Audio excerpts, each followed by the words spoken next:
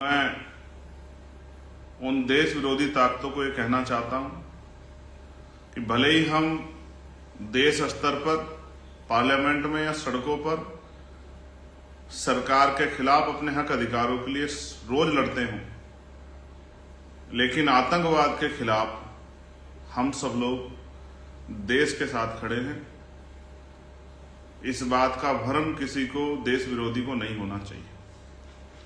हो सकता है उनकी कुछ सहयोगी ताकतें, शक्तियां, साथी यहां हों, लेकिन आजाद समाज पार्टी भीम आर्मी पूर्ण रूप से देश के साथ खड़ी है, देश के नागरिकों के साथ खड़ी है, देश की गरिमा के साथ खड़ी है, देश के सम्मान के साथ खड़ी है। इसलिए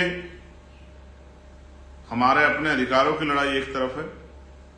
और देश के सम्मान और देश के नागरिकों की रक्षा की लड़ाई एक तरफ है।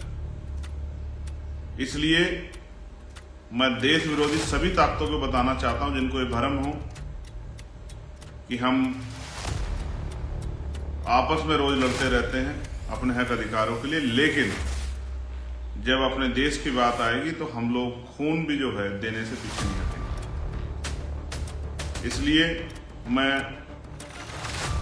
इंतजार कर रहा हूं कि सरकार किस तरह के और सख्त कदम उठा के आतंकवाद पर कड़ा रुख अपनाते हुए इस पर रोक लगाने का काम करें। मैं आदरणीय प्रधानमंत्री जी से भी, गृह मंत्री जी से भी, रक्षा मंत्री जी से भी ये मांग करता हूं कि ये देश में ये आखिरी आतंकवाद की घटना होनी चाहिए, इसके बाद कोई आतंकवाद की घटना ना हो। ये जिम्मेदारी सुनिश्चित करना आप लोगों का काम। इसलिए मैं पूरी जिम्मेदारी से आजाद समाज पार्टी भीम आर्मी की तरफ से इस हमले की कठोर निंदा करता हूं और इस हमले में शामिल, चाहे वो आतंकवादी देश के अंदर के हों या देश के बाहर किसी देश के हों, उनको चिन्हित करके, उनको बिल से निकालकर उन पर सख्त कार्रवाई